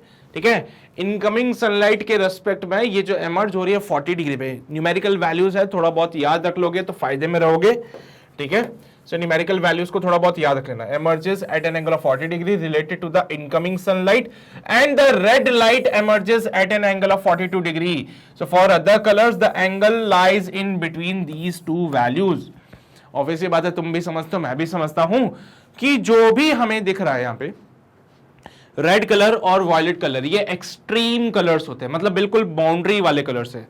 बाकी जितने भी कलर्स होंगे वो इन दोनों के बीच में ही आएंगे, यानी कि sir Indigo, blue, yellow, green, orange, है ना, ये सारे कलर्स जो हैं वो वायलेट और रेड के बीच में ही आ रहे हैं। वायलेट के लिए अगर एंगल 40 डिग्री है और रेड के लिए अगर एंगल 42 डिग्री का है तो रिमेनिंग कलर्स के लिए जो ये एंगल होगा वो इन दोनों के बीच में ही कहीं लाई करेगा। हो सकता है किसी के लिए 40.8 डिग्री हो सकता है किसी के लिए 41 हो सकता है येलो कलर के लिए 41 डिग्री हो, ग्रीन के लिए 41.5 डिग्री हो सकता है ना। तो ये वाली बात थोड़ा सा ध्यान रखना। फॉर्मेशन ही पूछ सकता है वो, इससे अलावा मुझे नहीं लगता कुछ और आएगा, क्योंकि तुम्हारी एनसीईआरटी की किताब में भी इससे रिलेटेड कुछ और क्वेश्चन था नहीं। बाकी एग्जाम्पलर में तुम देख लेना, है ना, मिल जाए कुछ तो। वैसे उसका भी हम काम करवा ही रहे हैं, है ना, ऐसा तो है नहीं कि उसका काम सॉल्यूशन नहीं मिल रहा तुम्हें, तो उसके सॉल्यूशंस भी मिल ही रहे तुम्हें। तो आई थिंक ये वाला पार्ट भी तुम नोट कर लोगे। ये एक रेनबो फॉर्मेशन हुआ है, ये सिंगल ड्रॉप से रेनबो फॉर्मेशन हुआ है। ठीक है, ये जो भी आपने बनाया है वो एक सिंगल ड्रॉप से काम किया है, सिंगल रेन ड्रॉप से। बट आप देख रहे हो इस सिंगल ड्रॉप से जो भी बना हमारे पास, उसमें वॉयलेट कलर ऊपर है, रेड कलर नीचे है। ऐसा रेनबो थोड़ा ही दिखता है हमेशा। हमें जो रेनबो दिखता है उसमें रेड कलर ऊपर होता है और वॉयलेट कलर नीचे होता है। यहां पे अपनी आंख बना लो, है ना, यहां पे आप लोग क्या करोगे, ऑब्जर्वर की आंख बना लेना, यहां से ये ऑब्जर्वेशंस करता है। अब इसको क्या दिखा, इसको रेनबो तो दिखा लेकिन उल्टा रेनबो दिखा, वॉयलेट कलर ऊपर दिख रहा है, रेड कलर नीचे दिख रहा है। ऐसा नहीं होता ना, हाँ। तो ये जो बात हुई है वो एक सिंगल ड्रॉप से हुई है, ऐसी चीज नहीं होती है, सिंगल ड्रॉप थोड़ी होती है। कभी ऐसा हुआ है कि बारिश हुई है तो एक ही बूंद गिरी हो पानी की, नहीं होता ना, बहुत सारी बूंदें गिरती है। सो भाई जब मल्टीपल ड्रॉप्स होती हैं तो वहां पे देखते हैं कैसे फॉर्मेशन करेंगे रेनबो का। सो ये सारी बातें नोट करने के बाद अब हम बात करेंगे रेनबो का फॉर्मेशन फ्रॉम 2 और मोर ड्रॉप्स। 2 या 2 से ज्यादा ड्रॉप्स होंगी तो वहां पे रेनबो फॉर्मेशन जो होगा वो हमें नजर आता है फिर। ठीक है, जो असल में तुम्हें रेनबो नजर आएगा उसमें क्या होता है, ऐसे एक ड्रॉप से थोड़ी काम चलेगा, बहुत सारी ड्रॉप्स होती है पानी की। तो जब वो बहुत सारी ड्रॉप से रिफ्रैक्शन, TIR और ये सारी बातें होती है तो जाके हमें एक्चुअल रेनबो दिखता है, जिसमें रेड कलर ऊपर होता है, वॉयलेट कलर नीचे होता है। ठीक है, सो यहां पे फिगर जो है वो एक्सप्लेन कर रहा था फॉर्मेशन ऑफ द रेनबो। आप देख सकते हो कि रेड लाइट जो है ड्रॉप 1 से, red light from the drop first ये इधर आ रही है, and the violet light from the drop 2 ये इधर आ रही है। तो हमें ये रेनबो दिखता है, ये है हमारा रेनबो, जिसमें रेड कलर ऊपर होता है, वॉयलेट कलर नीचे होता है। अच्छा ऐसा था क्या, हम तो आज तक कुछ और ही समझ रहे थे। देखो भाई, एक ड्रॉप का रेड कलर आया, दूसरे ड्रॉप से वॉयलेट कलर आया, फिर मिलके इन्होंने एक रेनबो बनाया, फिर मिलके इन्होंने एक रेनबो बनाया। पहले जो तुम्हारे केस में आ रहा था, एक ही ड्रॉप से एक वॉयलेट कलर भी जा रहा है, उसी ड्रॉप से रेड कलर भी आ रहा है। नहीं नहीं नहीं नहीं, ऐसा नहीं होता है, ऐसा कभी नहीं होता है। एक्चुअल रेनबो फॉर्मेशन में एक ड्रॉप से कोई कलर आएगा, दूसरे ड्रॉप से कोई और कलर आएगा, तीसरे ड्रॉप से कोई और कलर आएगा, फिर जाके रेनबो बनता है। सो यहां पे देख सकते हो red colour from the drop 1 and the violet light from the drop 2 reaches the observer eye. The violet from the drop 1 and the red from drop 2 are directed level above or below the observer. भाई देखो, हमें कोई चीज क्यों दिखती है? क्योंकि sir वहां से लाइट हमारी आंखों में पड़ रही है. अगर मान लो वो लाइट हमारी आंखों की जगह मेरे ऊपर से चल जाती है, मेरे ऊपर आके ऐसे गिर जाती, तो मुझे वो दिखता क्या? नहीं दिखता. तो ये जो वॉयलेट कलर ये वाला है और ये जो रेड कलर है, ये है मेरी आंख से ऊपर चला गया और ये मेरी आंख से नीचे चला गया. तो जो लाइट मेरी आंखों में गिरेगी मुझे वही दिखने वाली है. ये वॉयलेट कलर ऊपर से निकल गई, ये रेड कलर नीचे से निकल जाएगा, तो इसलिए मुझे ये वाले कलर्स नहीं दिखते, इसलिए मुझे ये कलर्स नहीं दिखेंगे. मुझे तो वही कलर दिखेंगे जो मेरी आंखों में आके गिरेंगे. सो यहां पे क्या बोला हमने कि भाई देख लो, ये वॉयलेट कलर सेकंड ड्रॉप से आया, रेड कलर प्राइमरी ड्रॉप से आया, जिसकी वजह से एक्चुअल रेनबो फॉर्मेशन होता है, जिसमें ऊपर रेड कलर होता है, नीचे वॉयलेट कलर होता है. देखो ऊपर रेड कलर है, नीचे वॉयलेट कलर है. ठीक है. Thus the observer sees a rainbow with the red color on the top and the violet color on the bottom. The primary rainbow is a result of three-step process, that is refraction, reflection and again refraction. इसको primary rainbow कहते हैं. आपको कभी कभार ऐसा भी हुआ होगा कि दो रेनबो दिखे हों, एक तो अच्छा दिखता है, दूसरा थोड़ा फेंटेड दिखता है. वो सेकेंडरी रेनबो का कॉन्सेप्ट अगले इस पे आएगा, पहले इसको नोट कर लीजिए, फिर हम आगे बढ़ते हैं. कर लिया नोट सभी ने? बहुत ही शानदार. सो सेकेंडरी रेनबो का फॉर्मेशन कैसे होता है वो मैं आपको बता देता हूं. कभी कभार ऐसा देखोगा आसमान में तुम्हें दो रेनबो भी दिख जाते हैं. एक थोड़ा सा फेडेड होता है, थोड़ा सा नहीं ज्यादा ही फेडेड होता है, थोड़ा सा एक धुंधली धुंधली सी इमेज आती है उसकी. सो कैसे एक सेकेंडरी रेनबो का फॉर्मेशन होता है, वही ध्यान से देखना. When a light ray undergoes two internal reflection, पहले प्राइमरी रेनबो में क्या हो रहा था, एक ही TIR हो रहा था, यहां पे दो बार टोटल इंटरनल रिफ्लेक्शन होगा. तो आप देख सकते हो ये पहली ड्रॉप हो गई हमारे पास, ये दूसरी ड्रॉप हो गई. पहली ड्रॉप में पहला TIR यहां पे होता है, यहां पे दूसरा TIR होता है. तो देखो आप TIR दो बार हो रहे हैं यहां पे, है ना. सो पहली ड्रॉप थी जिसमें दो बार TIR हुआ, दूसरी ड्रॉप में भी ऐसे दो बार TIR होगा. बस एक यही अंतर है, जिसकी वजह से क्या होता है, ये देखो ये इंसिडेंट लाइट सनलाइट आई व्हाइट कलर की, पहली बार यहां पे रिफ्रैक्शन हो गया, फिर लाइट गई यहां पे TIR हुआ, फिर से TIR हुआ और यहां से वायलेट कलर आया और यहां से रेड कलर आया. सेकेंड ड्रॉप से देखोगे तो फिर से सेम प्रोसेस होता है, नीचे वायलेट कलर आता है, ये रेड कलर आता है. सो ये एक सेकेंडरी रेनबो आपको दिखता होगा, देखा होगा कभी कभार, किसी ने ऑब्जर्व किया हो तो, नहीं किया तो कोई बात नहीं, फोटोज वगैरह देख लेना, वीडियोस वगैरह मिल जाएंगी उसकी. When a light ray undergoes two internal reflection inside a raindrop instead of one, as in the primary rainbow, a secondary rainbow is formed as shown in the figure. It is due to the four-step process. The intensity, ये important है, ये बहुत important है. The intensity of light is reduced as the second reflection, and hence the secondary rainbow is fainter than the primary rainbow. मैंने भी यही बोला, क्योंकि यहां पे दो बार रिफ्लेक्शन हो गया तो इंटेंसिटी ऑफ लाइट में थोड़ा सा कमी हो जाएगी, जिसकी वजह से जो सेकेंडरी रेनबो आपको दिखता है वो फेंटर होता है as compare to the primary rainbow. The order of the colour is reversed in it as clear from figure. तो आप देख सकते हो वॉयलेट कलर ऊपर है, रेड कलर नीचे है, तो यहां पे इसका जो ऑर्डर होगा कलर्स का वो रिवर्स हो जाएगा as compare to the primary. Primary rainbow में रेड कलर ऊपर दिखता था, वॉयलेट कलर नीचे दिखता था. सेकेंडरी रेनबो आपको फेंटर दिखेगा, फीका दिखेगा, और उसमें वॉयलेट कलर ऊपर होगा, रेड कलर नीचे होगा. तो ये आपके पास सेकेंडरी रेनबो का फॉर्मेशन भी बता दिया है, नोट कर लीजिए इसको भी, फिर आगे बढ़ते हैं हम लोग. कर लिया नोट सभी ने? पक्का सच बोल रहे हो ना? ओके. फिर हम सेकेंड फिनोमिना पे आते हैं. पहला फिनोमिना है रेनबो का, सेकेंड फिनोमिना होता है scattering of light.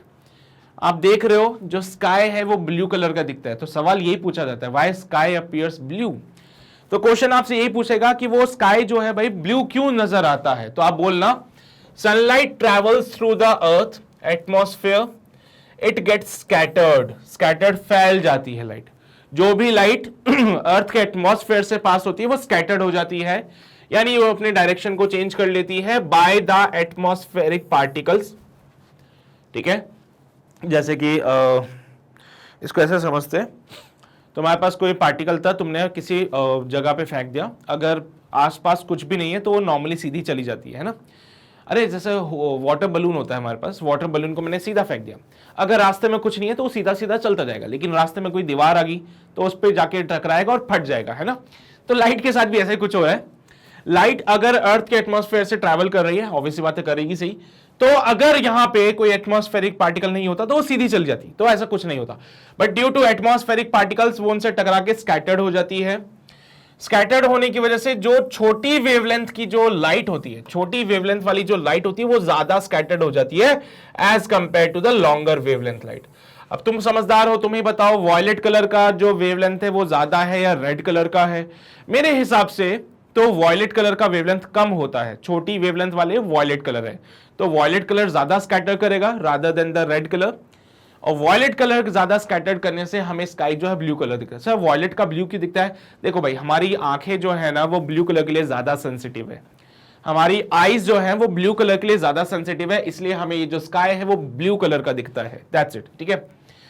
The amount of scattering, ये इंपॉर्टेंट है, रेले स्कैटरिंग के बारे में ज्ञान दिया गया है, यहां पे नोट करेंगे सभी लोग। The amount of scattering is inversely proportional to the fourth power of the wavelength, this is known as Rayleigh scattering. तो भाई यहां पे जो भी स्कैटरिंग हो रही है वो इनवर्सली प्रोपोर्शनल है लैम्डा की पावर 4 के। तो लिख लो इसको, स्कैटरिंग जो भी हो रही है यहां पे वो इनवर्सली प्रोपोर्शनल है लैम्डा की पावर 4 के, ठीक है। ये वाली बात, जो भी स्कैटरिंग हो रही है वो इनवर्सली प्रोपोर्शनल है लैम्डा की पावर 4 के। इसी को रेले स्कैटरिंग भी कहते हैं, कोई पूछ ले तो बता देना उसको। The bluish colour predominates in the clear sky since blue has a shorter wavelength than the red and is scattered much more strongly. In fact, the violet color get scattered even more than the blue having a shorter wavelength, ठीक है भाई। Obviously बात है blue colour का wavelength छोटा है as compare to the red, तो obviously बात है उसकी स्कैटरिंग ज्यादा होगी, उसकी स्कैटरिंग ज्यादा होगी तो आपको सब जगह ब्लू ब्लू ब्लू कलर ही दिखता रहेगा। इनफैक्ट वॉयलेट कलर की और ज्यादा होती है, बट हमारी आंखें जो हैं वो सेंसिटिव हैं ब्लू कलर के लिए rather than the violet colour, that's why we see the blue sky, ठीक है। तो सारी पिक्चर स्कैटरिंग पे है। कोई भी व्हाइट लाइट अगर एटमॉस्फेयर में ट्रैवल करती है तो एटमॉस्फेरिक पार्टिकल से वो टकरा जाती है, एटमॉस्फेरिक पार्टिकल से टकराने की वजह से वो स्कैटर्ड हो जाती है, डायरेक्शन चेंज हो जाता है, फैल जाती है, कुछ भी बोलो। यहां पे रेले स्कैटरिंग का कॉन्सेप्ट लगाते हैं according to which the scattering is inversely proportional to the fourth power of the wavelength. जिसका वेवलेंथ ज्यादा उसकी स्कैटरिंग कम, जिसका वेवलेंथ कम उसकी स्कैटरिंग ज्यादा। ब्लू का वेवलेंथ कम होता है इसलिए ब्लू कलर की स्कैटरिंग ज्यादा होती है, रेड कलर का वेवलेंथ ज्यादा है इसलिए उसकी स्कैटरिंग कम है। इवन वॉयलेट कलर की जो वेवलेंथ होती है वो ब्लू से भी कम होती है, तो वॉयलेट कलर का स्कैटरिंग और ज्यादा होता है। बट हमारी आंखें जो है वो ब्लू कलर के लिए ज्यादा सेंसिटिव है, उसको ब्लू कलर ज्यादा अच्छा लगता है, इसीलिए वो ब्लू को ही ऑब्जर्व करती है प्रॉपर्ली। इनफैक्ट वहां पे वॉयलेट कलर भी होगा बट हमारी आंखें सेंसिटिव ब्लू के लिए ज्यादा है, इसलिए हमें ब्लू कलर दिखता है। तो आई थिंक अभी क्लियर होगी ये बात, स्कैटरिंग ऑफ लाइट, नोट कर लीजिए इसको भी, फिर आगे बढ़ते हैं। एक और फिनोमिना है जो कि सनलाइट से रिलेटेड है और वहां पे भी कहीं ना कहीं ऐसे कॉन्सेप्ट लग रहे हैं, किया नोट। अगला जो फिनोमिना है वो ये है कि यहां यार ये सब देख लेना तुम लोग, है ना, बता दूं ये भी बता देता हूं, चलो कोई बात नहीं भाई। जितना ज्यादा बड़ा पार्टिकल होगा उतना ज्यादा क्या होगा भाई, large particles like dust and water droplet present in the atmosphere behaves differently. The relevant quantity here is the relative size of the wavelength of light and the scatterer. भाई यहां पे जो भी आप कंपैरिजन करोगे वो between the size of the scatterer जो scattering कर रहा है and the wavelength of the light. भाई यहां पे अगर पार्टिकल का साइज बहुत छोटा है वेवलेंथ से तो आप रेले स्कैटरिंग का कॉन्सेप्ट लगा देना, बट अगर मान लीजिए अगर पार्टिकल का साइज बड़ा हो जाए वेवलेंथ से तो यहां पे रेले का स्कैटरिंग नहीं लगता है, ठीक है। तो यहां पे पार्टिकल साइज ए जो है वो बेसिकली पार्टिकल साइज को रिप्रेजेंट करता है। पार्टिकल कौन है हमारा यहां पे, स्कैटरर जो स्कैटरिंग कर रहा है। So this is your scatterer, spelling check कर लेता हूं, ठीक है। तो अगर पार्टिकल का या फिर स्कैटरर का जो साइज है वो वेवलेंथ से बहुत छोटा है तो रेले अंकल की स्कैटरिंग का कॉन्सेप्ट लगा देना, यानी जो स्कैटरिंग हो रही है it is inversely proportional to the 4th power of the lambda. But अगर मान लो कुछ ऐसा हो जाए कि पार्टिकल का साइज बड़ा हो जाए वेवलेंथ से, यानी कि लार्ज स्कैटरिंग ऑब्जेक्ट हो जाए, जो जैसे कि रेन ड्रॉप है, लार्ज डस्ट और आइस पार्टिकल है, तो यहां पे रेले अंकल की जो स्कैटरिंग का कॉन्सेप्ट है वो नहीं लगता है और सारी कलर की जो लाइट है वो बराबर बराबर से स्कैटर्ड होती है। यहाँ पे सारे कलर की जो वेवलेंथ है वो बराबर से स्कैटर्ड होती है, जिसकी वजह से ये जो बादल है ये व्हाइट कलर के दिखते हैं तुम्हें। ठीक है, बादल के अंदर क्या है, रेन ड्रॉप है, डार्क पार्टिकल्स हो सकते हैं। अब ये जो पार्टिकल्स हैं ये इनका साइज जो है वेवलेंथ से ज्यादा होता है, तो यहां पे रेले का कॉन्सेप्ट, रेले स्कैटरिंग नहीं लगती है और यहां पे सारे कलर्स का बराबर बराबर से स्कैटरिंग होता है। सारे कलर्स का अगर बराबरी से स्कैटरिंग हुआ तो यहां पे आपको अभी भी व्हाइट कलर दिखेगा रादर देन एनी ब्लू और रेड कलर। ये भी नोट कर लो भाई, नोट करने वाली बातें हैं, नोट करो फिर आगे बढ़ते हैं हम लोग।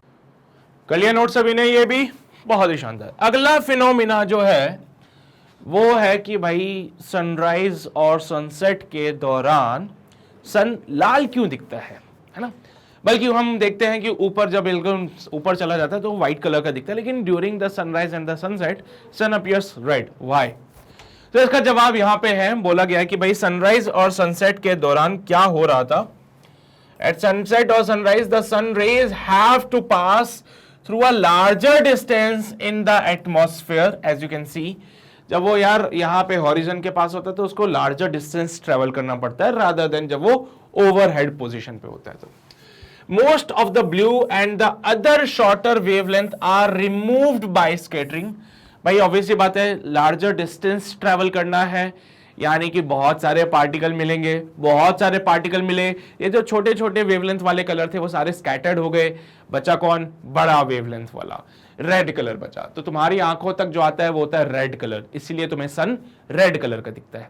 समझे बात को, क्या हुआ भाई, सन से व्हाइट लाइट आई, लेकिन तो यहाँ पे हॉरिजॉन पे था तो उसको बड़ा डिस्टेंस ट्रेवल करना पड़ा, लार्जर डिस्टेंस ट्रेवल करना पड़ा तुम तक पहुंचने के लिए, जिसके कारण क्या हुआ, उसको बड़ा डिस्टेंस ट्रेवल करना पड़ा, ज्यादा पार्टिकल्स मिले रास्ते में, पार्टिकल्स ज्यादा मिलेंगे तो क्या होगा, स्कैटरिंग ज्यादा हो जाएंगी। तो ये जो blue colour, yellow sorry violet colour, indigo या फिर ब्लू, ये जो छोटे वेवलेंथ वाले कलर्स थे ये स्कैटर्ड हो गए, तो आखिरी में कौन बचा, बड़े वेवलेंथ वाला कलर जो कि होता है रेड। तो वो रेड कलर तुम्हारी आंखों तक पहुंचा और तुम्हें रेड कलर का सन दिखाई देता है, बस। The least scattered light reaching our eyes therefore the is red, है ना। जो लाइट सबसे कम स्कैटर्ड हुई वो हमारी आंखों तक पहुंची, जिसके कारण the sun looks reddish. This explain the reddish appearance of the sun and full moon near the horizon also. ठीक है, तो ये सारी बातें आपको बताती है कि भाई सन का और फुल मून का जो हॉरिजन, आपने देखा होगा कभी कभी रेडिश कलर का मून भी दिखता है आपको, है ना, तो वो वजह वही है उसमें जो सन के लिए थी हमारे पास। ठीक है, तो इसको भी नोट कर लीजिए, यही है बस। पूछे कोई why sun appears red during sunrise and sunset, उसका आंसर ये है, most of the blue and the shorter wavelength colours are removed by scattering due to which the least scattered light reaches our eyes and therefore the sun looks reddish colour. That's it, खत्म हो गया। Diagram ये वाला भी बना देना, अच्छा लगेगा उसको भी एग्जामिनर को। ठीक है, चलो भाई, तो थ्योरेटिकल पार्ट है, तो इससे ज्यादा तो मैं तुम्हें थ्योरेटिकल में और क्या बता सकता हूं। इनसे रिलेटेड कुछ क्वेश्चन मुझे नहीं लगता है कि कुछ बन पाएगा, क्योंकि अगर बनता तो मैं तुम्हें डेफिनेटली इसको सॉल्व कराता। बट एनीवेज, इसको बस इस तरीके से याद रखना, जो क्वेश्चंस मैंने तुम्हें बताए उसके फॉर्मेट में पूछ ले तो हम उसका जवाब दे सके। बाकी तुम्हें कोई समस्या हो, कोई परेशानी हो, तो टेलीग्राम टेलीग्राम पे डाउट ग्रुप हमने एक बना रखा है, उस डाउट ग्रुप पे आके हमें ज्वाइन कर सकते हो। सिंपल सा काम करना है, प्ले स्टोर पे जाओ, टेलीग्राम ऐप डाउनलोड करो, डिस्क्रिप्शन में लिंक दे रखा है, उस लिंक पे क्लिक कर दो, डायरेक्टली हमारे ग्रुप पे जुड़ जाओगे। वहां पे मैं भी हूं, सत्यम सर भी है, इनफैक्ट और भी फैकल्टीज अवेलेबल हैं जो कि आपको डाउट बता रहे हैं वहां पे। ठीक है, तो कोई भी समस्या हो वहां पे पूछ सकते हो। वीडियो दोबारा देखना है, वेबसाइट पे जाओ, ज्यादा फायदा है। वेबसाइट पे जाने के लिए magnetbrains.com पे सर्च कर लो तो तुम्हारे सामने वेबसाइट खुल जाएगी। और इस वेबसाइट पे जाने के लिए मैं इसलिए कहता हूं क्योंकि यहां पे हमने ऑलरेडी सारी वीडियोस को अरेंज करके रखा है, सो दैट आपको कभी भी वीडियो को ढूंढने की जरूरत ना पड़े। सब कुछ बना बनाया है यहाँ पे। जो भी लेक्चर मैं यहाँ पे बना रहा हूँ वो सारे आपको यहाँ मिल जाएंगे। बुक्स में अगर बात करूँ, मैं सेकंड पार्ट सॉल्व करा रहा हूँ, इस पर क्लिक करोगे तो तुम्हारे सामने एक बढ़िया सा पेज खुल जाएगा। इस पेज में सबसे पहले हमने यहाँ पे समझा दिया कि क्या क्या चीज़ें यहाँ पे हम कवर कर रहे हैं। उसके अलावा नीचे आओगे थोड़ा सा तो यहाँ पे चैप्टर जो चीज़ें हम कवर करा चुके हैं वो सारे चैप्टर्स यहाँ पे मेंशन है। जैसे आज का लेक्चर तुम्हें देखना है तो ray optics and optical instrument पे क्लिक करो तो आज का लेक्चर तुम्हें वहाँ पे मिल जाएगा। ठीक है, तो डेफिनेटली आपका बहुत टाइम बचने वाला है। किसी और जगह पे जैसे YouTube पे तुम सर्च करते हो तो हो सकता है तुम्हारा कोई फेवरेट गाना चल जाए, तुम्हारी फेवरेट मूवी दिख जाए उसमें, तो तुम वो सब देखने बैठ जाते हो और वो क्या डिस्ट्रैक्ट करता है। तो बेसिकली वेबसाइट पे आना फायदेमंद है।